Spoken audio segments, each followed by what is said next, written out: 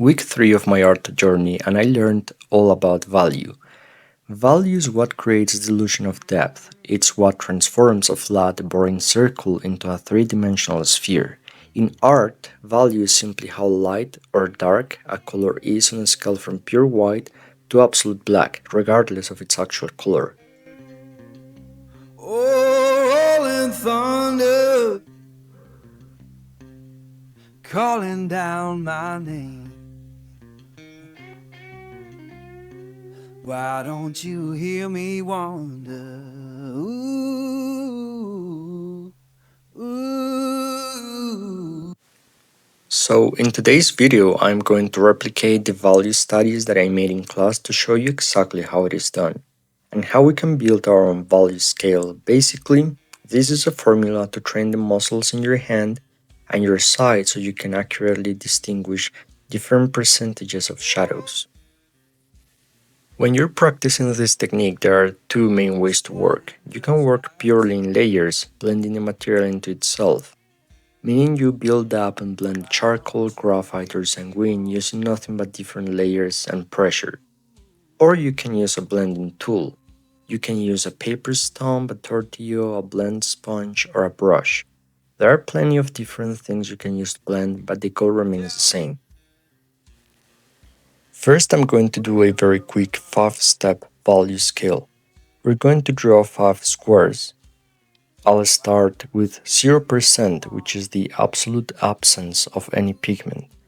Next, I'm going to jump straight to 100% so you can see the stark difference. Once we have our 0% and our 100%, we can establish our middle anchor point, 50%. From there, it becomes much easier because you have a direct reference to find your 25% and your 75% tones. There is not really a secret trick to doing this. You just have to practice a lot so you can teach your eyes and your brain to distinguish these changes. That's the whole point of these exercises. We can do this a few times a week.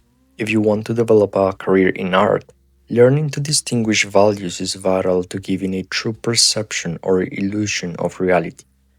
Also, sometimes we have to keep steady pressure for long areas, so this is a great exercise to train the muscles in your hands. Why don't you hear me wonder? Ooh, ooh.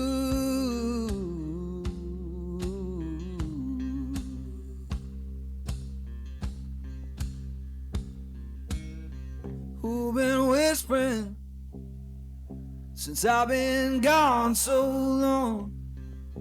Freedom calling.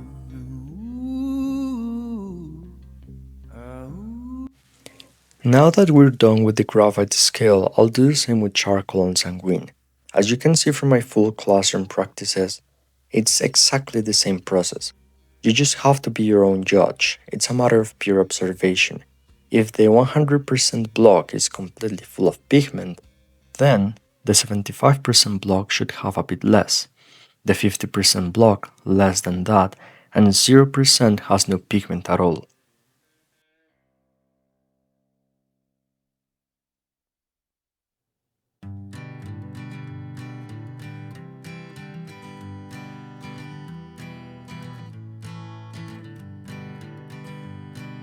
Hanging on, walking tall.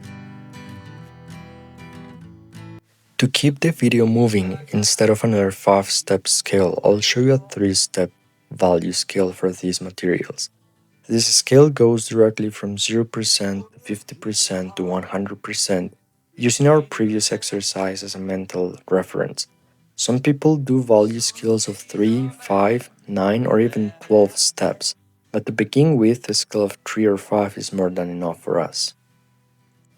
For the next example, you can also use a set of different graded pencils like the one I'm using here. I'm going to do a 11-step value scale using 11 different pencils, one for each square, moving physically from the hardest, lightest graphite up to the softest and darkest one.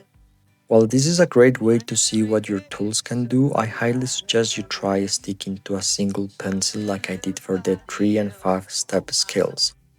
Why? Because using a single pencil forces you to train your eyesight and forces you to train the muscles in your hand to keep a steady pressure and learn to sustain that control and evenly. Relying on a pack of 11 is a useful comparison, but a single pencil builds that raw muscle discipline. And these are the final results. Remember, control your values and you control the depth of your entire drawing.